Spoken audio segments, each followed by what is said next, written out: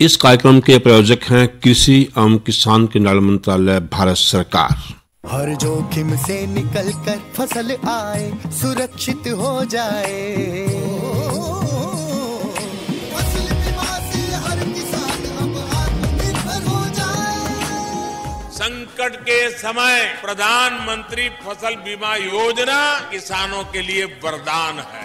अब सूखा पड़े या बाढ़ आ जाए कोई डर नहीं, अब ओले पड़े या कीट पतंगे फसल खा जाए कोई फिक्र नहीं, क्योंकि हमने लिया है प्रधानमंत्री फसल बीमा। बुआई से फसल कटाई तक हर जोखिम का दावा, न्यूनतम प्रीमियम पर अधिकतम भुगतान का वादा। योजना से हर साल जुड़ रहे हैं 5 करोड़ से ज्यादा किसान। अब आपकी है बारी। नजदीकी कृषि कार्यालय, सहकारी समिति, बैंक शाखा, अधिकृत बीमा कंपनी या जन सेवा केंद्र में स्वेच्छा से करा सकते हैं पंजीकरण। फसल बीमा पोर्टल या फसल बीमा ऐप द्वारा भी कराया जा सकता है पंजीकरण। प्रधानमंत्री फसल बीमा योजना, आपकी फसलों का संपूर्ण सुरक्षा कवच। कृषि एवं किसान कल्याण मंत्रालय, भारत सरकार। किसानवाणी कार्यक्रम के सभी सुनाने गिरदारी की राम राम। साथियों, दिन मंगलवार कार्यक्रम है फोन इन, और इस कार्यक्रम में हम लाए एक ऐसा विषय जो मौसम परिस्थिति के हिसाब से आवश्यक है हमारे किसान साथियों के लिए, ताकि जो हमारे किसान साथी हैं उस विषय से संबंधित जो भी उनकी समस्याएं हैं उनका समाधान सीधे हमारे विशेषज्ञ से हमारे स्टूडियो से कर सकते हैं। और आज उस कड़ी में जो विषय रहेगा वो रहेगा गेहूं व अन्य रबी फसलों में रोग व कीट नियंत्रण। बातचीत में हिस्सा ले रहे हैं डॉक्टर प्रद्युमन भटनागर, जो पूर्व कृषि विशेषज्ञ हैं, कृषि विज्ञान केंद्र कुरुक्षेत्र से। और आपको पता ही है जो हमारा फ़ोन नंबर है जिस पे आप संपर्क कर सकते हैं वो हमेशा की तरह 01744 221 322, यानी जो साथी मोबाइल से या कुरुक्षेत्र से बाहर से करेंगे, फ़ोन करेंगे, उनके लिए STD कोड लगाना आवश्यक है। और STD कोड आपको पता ही है 01744। साथियों, एक प्रार्थना और रहेगी कि विषय से संबंधित ही प्रश्न करें, कोई अन्य तरह का जो है फ़ोन ना करें, अन्य तरह की बातचीत ना करें, क्योंकि जब आप ऐसा करते हैं तो जो विषय से संबंधित हमारे जो श्रोता हैं वो रह जाते हैं। तो ज़्यादा समय नहीं लेंगे, चलते हैं सीधे स्टूडियो में और डॉक्टर साहब से बातचीत कर रहे हैं वीरेंद्र भाई। किसानवाणी कार्यक्रम सुनने वाले सारे बहन भाइयों ने वीरेंद्र भाई की राम राम। किसान भाइयों, जैसा आप जाने हैं आज है दिन मंगलवार, और इस दिन हमारा कार्यक्रम रहा है फ़ोन इन, यानी फ़ोन के माध्यम से आप स्टूडियो में उपस्थित हमारे विशेषज्ञ से संपर्क करके अपनी समस्याएं और सुझाव साझा कर सके हैं। इसके लिए हमारा फ़ोन नंबर रहेगा, किसान भाई नोट कर लें, 01744221322। फ़ोन नंबर एक बार फिर नोट कर लें, 01744 221 322। और आज का हमारा विषय है गेहूं व अन्य रबी फसलों में कीट व रोग नियंत्रण। और हमारे विशेषज्ञ हैं डॉक्टर प्रद्युमन भटनागर जी, पूर्व कृषि विशेषज्ञ, कृषि विज्ञान केंद्र कुरुक्षेत्र से। तो डॉक्टर साहब, आपका हमारे स्टूडियो में स्वागत है। और जैसा आप जानते हैं कि गेहूं और दूसरी जो रबी फसलें हैं, सूरजमुखी, या फिर हम ये कह लें कि भाई जिस तरह से सरसों है, या इसके साथ साथ चना है, और साथ साथ सब्जियां जो हैं वो अपनी बढ़वार की अवस्था में है। हाँ, सूरजमुखी की जहाँ तक बात है, कुछ किसान भाई अब खेत खाली होंगे, अगेता वो लगा रहे होंगे या लगा ली होगी, या खेत की तैयारी कर रहे हैं। तो ऐसी अवस्थाएं जो सबसे हमारी अहम फसल है, सबसे पहले उस पर बात करें तो गेहूं की फसल अपनी बढ़वार की अवस्था में चल रही है, या इसके साथ ही दूसरी फसलें, तो इनमें ऐसी कौन कौन सी देखभाल की खास जरूरत पड़ेगी, या फिर ऐसे कौन कौन से कीट हैं जिनके किसान भाइयों को लक्षण पता लगे, पहचान हो सके और समय पर उनका नियंत्रण? गेहूं की फसल में चेपा नामक कीट अक्सर ही आता है, और इसका प्रकोप कम या ज़्यादा हर साल बना रहता है। और ये जो कीड़ा है ये पत्तों से और पौधे के ऊपरी भागों से रस चूसता है। उसके बाद जब बालियाँ बन जाती हैं तो दानों के बीच में, 2 दानों के बीच में रह के और छुप के अंदर से रस चूसता है, जिससे पौधे कमज़ोर हो जाते हैं। और आमतौर पे देखा गया है कि जनवरी के महीने में इसका प्रकोप खेतों में शुरू हो जाता है, पर इसकी संख्या बहुत कम होती है और जनवरी के महीने चिंताजनक बात नहीं होती। उसके बाद जब तापमान बढ़ता है फरवरी के महीने में, तब इसकी संख्या कुछ बढ़ने लगती है। तो अगर इसकी संख्या, हमारी जो वैज्ञानिकों ने जो एक जो इसका नापतोल बना रखा है, इसकी जो एक थ्रेशोल्ड वैल्यू है, तो वो उन्होंने बताई है कि 12% बालियों पे अगर चेपा दिख जाए तभी हमने इसका किसी भी कीटनाशी का छिड़काव करना है। तो आमतौर पे देखा गया है कि चेपे की संख्या ज़्यादा नहीं बढ़ती, और जब मार्च का महीना आता है तो तापमान बढ़ने से ये चेपा अपने आप ही ख़त्म हो जाता है, ये पंख लगा के अपने उड़ जाता है। तो उससे पहले अगर समस्या आती है किसी किसान भाई के खेत में ज़्यादा कीड़ा के नुकसान होता दिख रहा है, उस अवस्था में मेलाथियोन दवा का छिड़काव कर सकते हैं। 400 मिलीलीटर मेलाथियोन 50% की, और इसको 200 लीटर पानी में मिला के किसान भाई छिड़काव करें। डॉक्टर साहब चर्चा जारी रहेगी, एक फ़ोन कॉल लें। जी हेलो। हाँ जी, नमस्कार जी। नमस्कार जी, आपका नाम? मैं ईश्वर दयाल कंबोज बोल रहा हूँ जी, गाँव सांतड़ी से जी। सांतड़ी से ईश्वर दयाल कंबोज जी, आपका स्वागत है, अपना प्रश्न करें। ये लहसुन में जो पत्ते हैं बहुत टेढ़े टेढ़े से हो रहे जी, हमारे एरिया में भी सारे में जी। अच्छा, लहसुन कितना लगा रखा है? कोई ऐसी दवाई बताइए हमारे से जो हम सबको लाभ हो इस चीज का। कितने का रकबा है लहसुन का आपके पास? खेत कितना मेरे है? पास तो आधा किला है जी, भाई के पास 1 किला है। अच्छा। और दूसरे भाई के पास पौना किला है जी। तो लहसुन का सारी ही पत्ती जो है पीली पड़ रही है, ऊपर की थोड़ी सी 1-आध इंच? नहीं जी, ऊपर से पीली है और जो रंग है वो पिपेड़ा है। कोई ग्रोथ के लिए हो या कोई ऐसा है की जो स्प्रे तो कर दिया जी 2 बार हमने। अच्छा, अब डॉक्टर साहब से आप अपना सवाल पूछिए, सुनिए जरा।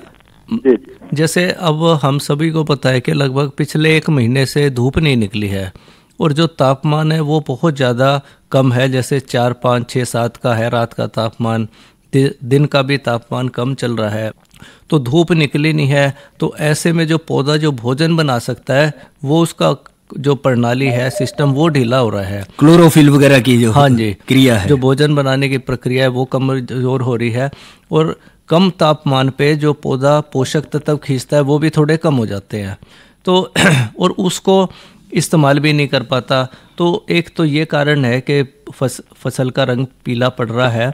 फिर भी इसमें थोड़ा सा एक टॉनिक का काम करने के लिए जैसे यूरिया का छिड़काव है वो आप कर सकते हो। ये नैनो यूरिया का जी रोज स्प्रे भी करे इसके ऊपर जी? आपने करा है इसके ऊपर? हाँ जी, हाँ जी। अच्छा, तो उसका कुछ लाभ फायदा मिला?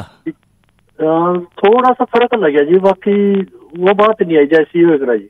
हाँ, क्योंकि आपने खाद वगैरह तो पहले पूरी डाली होगी लहसुन में। हाँ जी, हाँ जी, वो तो दवाई में पूरी डाल लीजिए, ऊपर पराली घेर के जी, सारा कुछ सही था। 2 बार नड़ाई भी करवा दी कबाड़े की जी। अच्छा, नहीं ठीक है। आप फिर यूरिया का ही छिड़काव करो, जो अपने कट्टे में जो यूरिया आ रही है ना जी, दानेदार यूरिया, उसके 2.5 किलो यूरिया ले लो आप।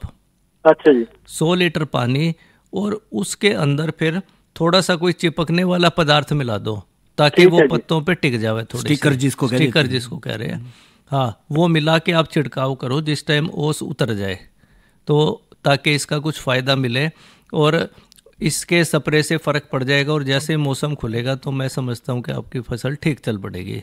जी, यूरिया 2 प्रकार के हैं जी, जैसे एक तो बारीक है, एक मोटा है। जो अपने कट्टे में जो आता है जी, दानेदार, वो डॉक्टर साहब दानेदार में भी जो किसान भाई ईश्वर दयाल जी कह रहे हैं कि 2 तरह का आ रहा है, एक तो बारीक आता है, एक थोड़ा मोटा है आकार में, तो दोनों में से कौन सा लें? तो मेरे ख्याल में तो दोनों में से जो भी मिल जाए आप इनको वो उचित रहेगा। उसमें वो उचित, बारीक मिल जाए तो अच्छा है, जल्दी गुड़ जाएगा। हाँ, बस जल्दी से आ जाए, समय बचेगा। 1 एकड़ में कितना डालना है? इसमें 2.5 किलो यूरिया जी और 100 लीटर पानी। ठीक है। हाँ जी, हाँ जी, इसका आप छिड़काव करें। बेशक हफ्ते के बाद दोबारा भी छिड़काव कर दें। ठीक है जी, बहुत बहुत धन्यवाद। और ईश्वर जी, वैसे भी थोड़ा सा ये दिखाई दे रहा है कि भी मौसम का प्रभाव सारी फसलों पे ही दिखाई दे रहा है, लहसुन ही नहीं, क्योंकि जैसा 15-20 दिन से काफी मौसम नरम चल रहा है, सर्दी ज्यादा है, धूप निकल नहीं रही है, तो धीरे धीरे जैसे डॉक्टर साहब ने जिक्र किया अगले महीने अब तापमान बढ़ेगा तो उसका प्रभाव उस पर पड़ेगा। तो आपकी सिखलाई से गेहूँ तो काफी बढ़िया खड़ी है। अच्छा, गेहूँ ठीक है? हाँ जी, हाँ जी। चलो, बाकी सर्दी से बच रहे हो? हाँ जी सर, जी में बैठे थे जी। अच्छा, रजाई में बैठे थे, बहुत अच्छा, आपका बहुत बहुत धन्यवाद। आपने सर्दी में के मौसम में भी गर्माहट ला दी है जी, बहुत बहुत धन्यवाद आपका। तो डॉक्टर साहब चर्चा जारी रहेगी एक संदेश के बाद।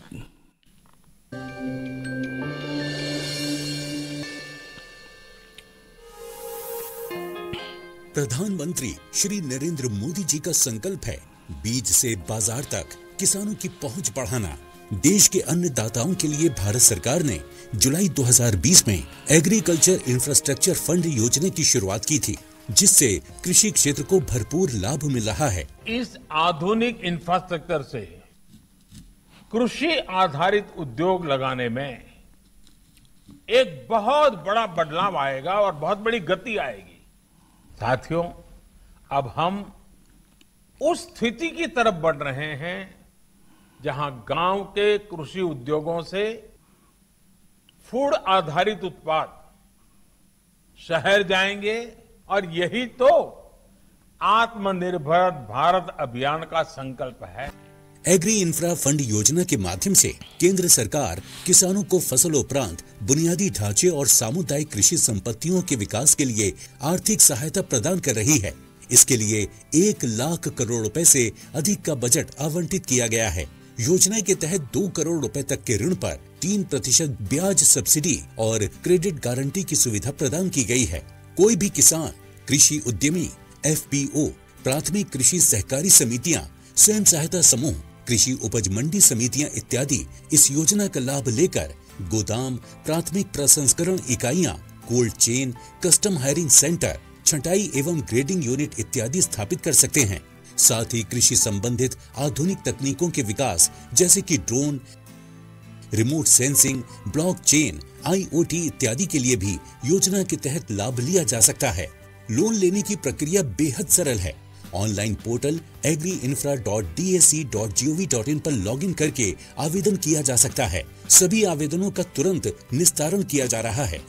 इस योजना ने अब तक सफलता की कई मिसालें कायम की हैं, जैसे कि मध्य प्रदेश के लाभार्थी विपिन त्रिपाठी ने एग्रीकल्चर वेस्ट से बायोफ्यूल बनाने का इनोवेटिव प्राइमरी प्रोसेसिंग सेंटर लगाया है। तेलंगाना राज्य के कृषि उद्यमी बाला रेड्डी विश्वाराम के स्टार्टअप द्वारा लगाए गए विभिन्न राज्यों में 25 प्रोजेक्ट्स को मात्र 1 दिन के अंदर ही स्वीकृति मिल गई।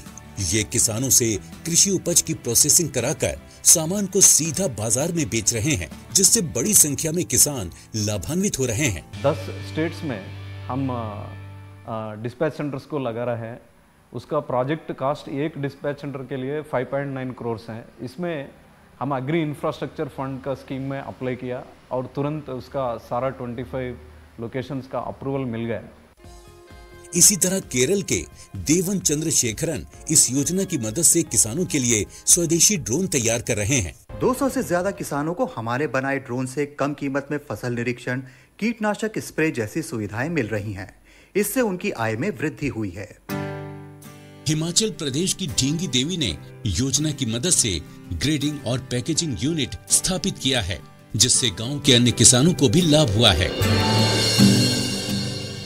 हनुमानगढ़ की गोलूवाला निवादान ग्राम सेवा सहकारी समिति ने योजना का लाभ लेकर बूम स्प्रेयर खरीदा है।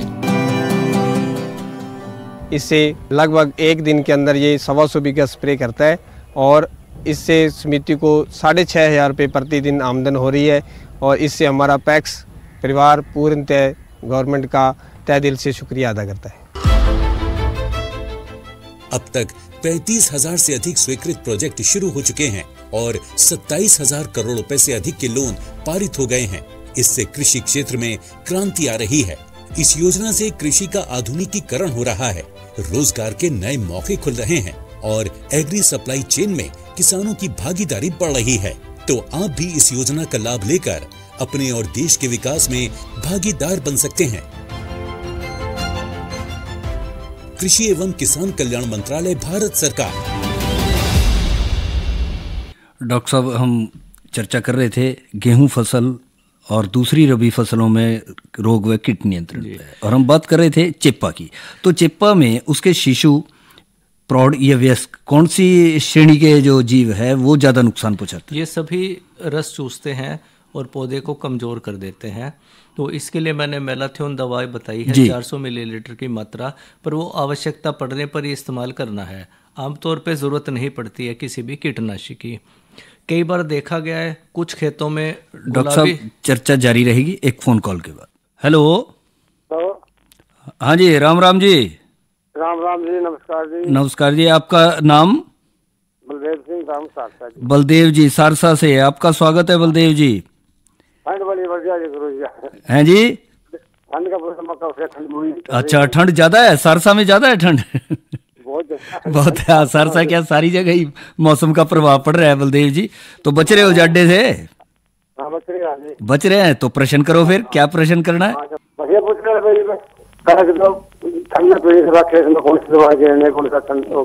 किस चीज में? कणक में। अच्छा, कणक में कोई दवाई वगैरह डॉक्टर साहब इन दिनों डालनी हो या कोई विशेष ध्यान देना हो? कणक में देखिए, जो जितने भी हमने खाद की जो सिफारिश की जाती है वो 40 दिन तक हम कहते हैं कि किसान भाई पूरी कर लें। 40 दिन तक सारा खाद? हाँ जी। तो मैं समझता हूँ कि लगभग अब सभी किसानों ने अंतिम मात्रा भी डाल दी होगी। हाँ, हो सके थोड़ा पछेती बोई हो, वो उसमें एक आध मात्रा रह रही हो। हाँ, जिन भाइयों ने अभी नहीं डाली तो वो जो मात्रा बची हुई खादों की है वो इस वक्त खेत में डाल दें। और इसी तरह जहाँ तक ये हमारे खरपतवारों का सवाल है, वो भी 30-35 दिन तक उसका नियंत्रण किया जाता है, तो वो भी सब भाइयों ने उसमें जो खरपतवार नाशी है वो दवाई डाल दी होंगी। अब अगर जैसे थोड़ा सा सर्दी का प्रकोप है तो सर्दी से बचाव के लिए भी हल्का पानी खेत में दे दें। हाँ डॉक्टर साहब, पानी का जिक्र करा आपने, तो यहाँ कई किसान भाई इंतजार कर रहे हैं मौसम का कि इन दिनों कभी बरसात होने का खतरा रहता है, खासकर जिनके चिकनी मिट्टी के खेत हैं, डाकर खेत हैं। तो ऐसी स्थिति में क्या अभी जैसे मौसम का पूर्वानुमान जो है अगले 5 दिन तक तो वैसे बारिश नहीं बता रहे हैं जी, पर आगे का भी कुछ कहा नहीं जा सकता। जैसे मौसम का रुख देख करके पानी लगा। हाँ जी, क्योंकि अब जो वातावरण में जो नमी है वो लगभग 90% तक जा रही है जी, तो पौधा कुछ हद तक तो वातावरण से ले रहा है, वातावरण से भी पानी सोख रहा है जी। तो यही है। और दूसरा हमारा वही पुराना तरीका है भाई, थोड़ा सा खेत में शाम के टाइम धुआं कर दें। पर अब जैसे कि धुंध है, पाला है, ये तो हमारी फसल के लिए फायदेमंद ही रहता है। हाँ, गेहूं की फसल के लिए फायदेमंद रहता है। और विशेष बात तो यह है कि अपनी खाद अब आप पूरी कर दें। खाद की मात्रा तो गेहूं की तो पूरी कर लें जी। जो भी अगर जैसे यूरिया का ही हमारी जो अगर एक किस्त बची हुई है तो वो यूरिया की मात्रा खेत में डाल दें। और इसके साथ साथ डॉक्टर साहब कोई रोग वगैरह का भी असर इन दिनों दिखाई देता है गेहूं की फसल पे? कुछ संभावना बनती है या नहीं? इस समय तो कोई ऐसा रोग नहीं आता। हाँ, पर जब तापमान बढ़ जाता है तो पीले रतुए की बीमारी कई बार आ जाती है। यानी अगले महीने आने की संभावना? अगले महीने आने की मौसम के अनुसार। हाँ जी, मौसम खुलने पे। और ये पीला, वैसे तो अब जो हमारी किस्में आ रही हैं गेहूं की लगभग। डॉक्टर साहब चर्चा जारी रहेगी एक फोन कॉल के बाद। हेलो डॉक्टर साहब जी, नमस्कार। नमस्कार जी, आपका नाम? मैं इंद्राज, गाँव नागल से जी। इंद्राज जी, गाँव नागल से आपका स्वागत है। इंद्राज जी, प्रश्न करें अपना। हाँ जी, प्रश्न है जी, एक भाई की हमारे पर सबूत लगी का निसर गया जी। अच्छा, खेत निसर गया? हाँ, निसर गया जी। कब लगाया था? वो 17 तारीख के करीब का लगाया जी। कौन सी 17 अक्टूबर के करीब। 17 अक्टूबर के आसपास। बहुत गेता लगा दिया। हाँ जी, गेता लग गया ज्यादा। हाँ, तो फिर गेता लगा गया था, इस हिसाब से लगाओ मेरे ख्याल में वो 70 दिन से ज्यादा का हो गया। हाँ, हो गया जी। है जी। तो डॉक्टर साहब निसर गया हो क्या? निसराव तो हो रही है सारे में आगे बालना सारा निसर गया है कहीं कहीं। अच्छा, तो मौसम बढ़िया चल रहा है, मेरे ख्याल में तो ऐसी कोई दिक्कत उसमें आनी नहीं चाहिए। हाँ, मौसम गर्म होता फिर दिक्कत की खतरा वैसे भी है, मौसम खतरा होना है जी। हाँ, बाकी कोई डॉक्टर साहब नवा कोई बात बता दें कोई नहीं, ऐसा तो मौसम का कोई खतरा नहीं है। और आगे जैसे ये भी पूर्वानुमान है कि अगले 3-4 दिन में थोड़ा सा तापमान बढ़ेगा भी जी, तो उसमें भी आपका जो जैसे निसराव हो चुका है तो कोई नुकसान की ऐसी संभावना नहीं है। और मेरे ख्याल खेत में आपकी नमी तो बनाई हो रखी होगी। हाँ जी, हाँ जी, हाँ जी, है ना? तो मेरे ख्याल कोई ऐसी समस्या नहीं आनी चाहिए। हाँ, ये तो है। और इंदिरा जी, खेत रौंसला है, रेतीला खेत है या चिकन मिट्टी का है? दोमट किस्म का है। दोमट किस्म का मिस्सा सा खेत है। हाँ जी, हाँ, तो ऐसी कोई संभावना मेरे ख्याल में बढ़ती नहीं दिखाई तो दे नहीं रही, जैसे लक्षण आप बता रहे हैं। तो ठीक है, अपनी बढ़वार की अवस्था में चल रहा है। हाँ जी, अच्छा चल रहा है उसमें, बस गिरे ना, पानी ज्यादा ना देना, क्योंकि कई बार हवा चल जाए तो फिर उसमें गेता निसर गया तो उसके गिरने की संभावना हो जाए, उससे बचाव रखना है। बस थोड़ा सा खेत में आप जाते रहे और चेपा को देख लें। हाँ, चेपा बालियों के बीच में छोटे छोटे काले से कीड़े ना बैठे हों, क्योंकि निसर गया ना आपका खेत। फरवरी के महीने में चेपे का तो स्प्रे करना ही पड़ेगा जी। अच्छा, हाँ जी, आप एक बार खेत अपना देख लेना, उसके मुताबिक आप कर सकते हो सब। ठीक है, धन्यवाद जी। तो हम बात कर रहे थे पीले रतुए की जी। तो आमतौर पे ये जैसे तापमान बढ़ता है उस समय पे पीले रतुए की समस्या बढ़ जाती है। और इसके जो लक्षण है कि वो पत्तों पे छोटे छोटे पीले रंग के धब्बे से दिखाई देने पड़ लगते हैं, लंबे रंग के, लंबे लंबे आकार के। और इनमें से धीरे धीरे एक पीला सा पाउडर निकलता है, हल्दी जैसे रंग का। अच्छा, पत्ते पे यदि हाथ लगाएंगे? हाँ, पत्ते पे अगर हाथ लगाएंगे तो हमें हल्दी का सा पाउडर लग जाएगा। वो इस रोग की पक्की पहचान है। तो अगर ऐसी समस्या आपको जैसे ही खेत में दिखती है और कुछ पौधों पे अगर है, तो पहले आप उन पौधों को किसी पॉलीथीन वगैरह में काट दें और साइड में कहीं दबा दें गहरा, या जला दें, जिससे आगे ना फैले। और आसपास जो प्रोपिकोनाजोल दवा है कुछ एक पौधों के ऊपर वो मार दें। ठीक। तो डॉक्टर साहब एक फोन कॉल। हेलो। हाँ, नमस्कार सर। नमस्कार जी, आपका नाम? जसवंत सिंह है जी। जसवंत सिंह जी, कहाँ से? डोडा खेड़ी से जी। डोडा खेड़ी से। जसवंत जी, आपका स्वागत है, अपना प्रश्न करें। मेरे मच्छी भोर की सर मैंने। अच्छा जी। और वो उठ नहीं रही थी जब लाल लाल सा पत्ता रहा जी। अच्छा, कितने दिन की है? आधा किला जी। आधा किला नहीं, कितने दिन हो गए बोई? मैंने तो 2 महीने का जी, 29 तारीख को आने लग रही। अच्छा, तो एक लौ तो ले लिया होगा आपने, एक काट कर ली होगी? नहीं सर, कुछ नहीं करेगी अभी तो। अच्छा, तेरी का बहान था जी। तो क्या दाब मान रही है, बढ़वार नहीं कर रही? दाम मान रही और लाल लाल सा पत्ता रहा जिस पर। डॉक्टर साहब, मेथी की फसल है और लाल लाल से पत्ते हो रहे। में जैसे आमतौर पे ये कई बार तो जैसे पोटाश की भी कमी हो जाती है इस टाइम पे। अच्छा। और सर्दियों में खास तौर से जब तापमान कम होता है तो पौधा पोटाश भी नहीं ले पाता, तो उसकी कमी से भी पत्तों पे लाल रंग के लक्षण आ जाते हैं। और कुछ फसलों में जैसे पत्ते कोने से उनमें लाल सा रंग आने लगता है, तो अलग अलग तरह के लक्षण है। तो ये किसी की कमी हो सकती है इनमें से किसी भी तत्व की। तो उसके लिए या तो आप एक कोई मिनरल मिक्सचर का छिड़काव कर दें। तो सर किस चीज का जी? जो अपने पैकेट में छोटे से काफ़ी सारे मिक्सचर आते हैं ना, काफ़ी सारे पोषक तत्व आते हैं जिसको हम मिनरल मिक्सचर कहते हैं, न्यूट्रिएंट्स, जो बहुत कम मात्रा में पौधे को पोषक तत्वों की जरूरत होती है। तो इसका छिड़काव करना पड़ेगा ऊपर? उसका छिड़काव कर दें आप। तो अगर किसी भी ऐसे तत्व की कमी है तो वो पूरी हो जाएगी। अच्छा, वो पैकेट छोटा होगा, मतलब ये जो कीटनाशकों की दुकान हाँ, इन पे किसी पे उपलब्ध हो जाएगा। हाँ जी, दुकान से आपको मिल जाएगा। जिंक या पोटाश का छिड़काव करें डॉक्टर साहब? असल में पोटाश का छिड़काव थोड़ा सा घुलनशील अगर मार्केट में मिल रही है तो आप बेशक कर दें, पर वैसे तो अब जड़ से तो डालने का टाइम है नहीं। अच्छा। पोटाश का तो जसवंत जी नीचे दिया था पोटाश? डाई गिरा था सर। अच्छा, डाई गिरा था आपने। पोटाश तो चलो। और यदि डॉक्टर साहब इसमें जैसा जसवंत जी के खेत में है ये मेथी, इसमें यदि ये ऊपर से यूरिया का छिड़काव करें, दानेदार यूरिया गिर दें? हाँ, यूरिया का छिड़काव कर सकते हैं या छींटा भी मार सकते हैं। छींटा मार दिया? हाँ जी, हाँ। तो उससे प्रभाव पड़े? उससे बिल्कुल प्रभाव पड़ेगा 15-20। नैनो यूरिया करा सर? नैनो नहीं, दानेदार का करके। आप तो हम तो दानेदार की सिफारिश करता है जी विश्वविद्यालय। तो कितना मात्रा कितनी रखें? मेरे ख्याल 15 से 20। कितना एरिया है आपका? ये आधा किला कह रहे हैं। आधा किला है मेरे ख्याल। 10 किलो यूरिया काफी रहेगी।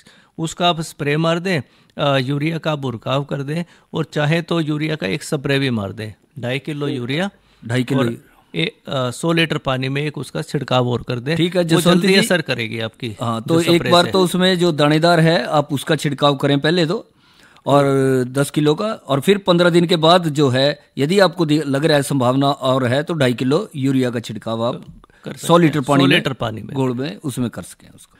तो इसी तरह से डॉक्टर साहब, ये जाहिर है कुछ ना कुछ मौसम का प्रभाव भी दिखाई दे रहा है फसलों में। जैसी बातें किसान भाई कर रहे हैं कि भी पत्ते पीले पड़ रहे हैं, लाल पड़ रहे हैं, बढ़वार नहीं कर रही है, दाब सीमा आ रही है, चाहे वो पत्तेदार सब्जियां हैं या फिर हमारी गेहूं की फसल है, या इसी तरह गेहूं के साथ साथ जौ की भी फसल होगी, उस पर भी असर शायद ये दिखाई देगा उनका। तो हम एक पीले रतुए की बात कर रहे थे गेहूं में, तो इसके मैंने लक्षण बताए कि हल्दी जैसा पाउडर लग जाता है पत्तों पे। इसके लिए किसान भाई प्रोपिकोनाजोल दवा का छिड़काव, प्रोपिकोनाजोल जो टिल्ट नाम से भी मिल रही है जी, और इसकी 200 मिलीलीटर मात्रा प्रति एकड़ के हिसाब से हम खेत में छिड़काव करें, और जरूरत पड़े तो 10 दिन के बाद इसका दोबारा भी छिड़काव कर सकते हैं जी। और छिड़काव जो करना है वो हमें थोड़ा सा जब मौसम खुल जाए, ओस ना हो, पत्तों से ओस उतर जाए, उस समय इसका कई बार दोपहर के बाद भी 1-2 बजे के बाद जो है मौसम में हल्की सी गर्माहट सी कभी कभी महसूस दे रही है, तो ऐसे समय का फायदा उठा सकें, उसमें कर लें। इसके साथ साथ डॉक्टर साहब कई किसान भाइयों के पास चने की फसल भी होगी, सरसों की फसल भी होगी जी, तो इनमें किन बातों का ध्यान रखें किसान? सरसों की फसल में जैसे अगर हम बात करें तो इस समय बालों वाली सुंडी का प्रकोप हो जाता है, और ये बालों वाली सुंडी अपने एक भी पत्ते पे काफ़ी संख्या में अंडे देती है और धीरे धीरे ये सुंडी जो है पूरे खेत में फैल जाती है जी। तो अगर इसकी संख्या बढ़ती है तो 500 मिलीलीटर क्विनलफोस दवा का किसान भाई छिड़काव कर सकते हैं। और अगर सरसों की फसल में भी चेपा का प्रकोप होता है तो 400 मिलीलीटर डाइमिथोएट दवा उसका किसान भाई छिड़काव करें। आमतौर पे चेपा की समस्या लगभग हर साल आती है और किसान भाई को छिड़काव भी करने पड़ते हैं, तो इसके लिए अब किसान भाई थोड़ा सा खेत की तरफ ध्यान रखें, फसल को देखते रहें, निगरानी करें। अड़ भी कहते हैं किसान, अल भी कह देते हैं, हाँ जी, चेपा को हम बोलचाल की भाषा में कहते हैं भाई अड़ आ गया, अल आ गया, या किसान भाई इसको मच्छर भी कहते हैं, मच्छर भी कहते हैं। तो अगर इसी तरह एक बीमारी और है जिसको हम तना गलन के नाम से जानते हैं सरसों में, और ये आमतौर पे इन्हीं इलाकों में आती है जहाँ पानी की ज्यादा सिंचित इलाकों में। तो ऐसे इस बीमारी में जो हमारा टहनियाँ हैं वो जोड़ पर से टूट जाती हैं। हाँ, मतलब टहनियाँ ऊपर से टूटने की संभावना बन जाती है, उसमें से वो कमजोर हो जाएगी, तो उस अवस्था में ये देखा जा सकता है। इसके लिए जो है बाविस्टीन दवा का छिड़काव कर सकते हैं। अच्छा, ये जो रोग जो गलने का रोग लग रहा है उसमें बाविस्टीन दवाई का छिड़काव करके उसको रोक सके हैं। और इस तरह से जो देखा जा रहा है तो इसका रोकथाम की हो जाएगी, और इसके साथ साथ जो है फलियों वगैरह पे भी कोई असर दिखाई देगा? नहीं, इसका फलियों पे कोई असर नहीं है, तने पे रहेगा, तने पे ही रहेगा, टहनियों पे रहेगा जो रह सकता है। और चने में भी कोई संभावना है डॉक्टर साहब? देखिए, चने में तो एक जो समस्या है वो फली छेदक कीड़े की रहती है जी, और ये फली छेदक कीड़ा ऐसा है जो लगभग हर साल नुकसान पहुंचाता है, और जो काबली चना है उसको ज़्यादा नुकसान रहता है। इसके लिए हमारे पास नोवालुरोन दवा है, नोवालुरोन, जो कि मार्केट में रिमोन के नाम से मिलती है। इस दवा का 150 मिलीलीटर मात्रा का प्रति एकड़ का किसान भाई छिड़काव कर सकते हैं जी। तो डॉक्टर साहब, आज हमारा जो विषय था फोन इन कार्यक्रम का वो था गेहूं और अन्य रबी फसलों में कीट व रोग नियंत्रण पे। इस बारे में आपने बहुत अच्छी जानकारी दी। इस सब जानकारी के लिए आपका बहुत बहुत धन्यवाद। इस कार्यक्रम के प्रायोजक थे कृषि एवं किसान कल्याण मंत्रालय, भारत सरकार। अरे क्या कर रहा है? इधर इधर इधर हम बोल रहे हैं तेरे बीजू का। पुतला बोल रहा है? पक्षियों से तो हम खेत को बचा लेते हैं, पर इन घातक रसायनों से कैसे बचाएं? मतलब? देख बेटा, तू जो ये अंधाधुंध रसायन मिलाता है ना, मिट्टी की सेहत बिगड़ने लगी है, और जब माटी ही कमजोर पड़ जाएगी तो उपज कैसे सेहतमंद होगी?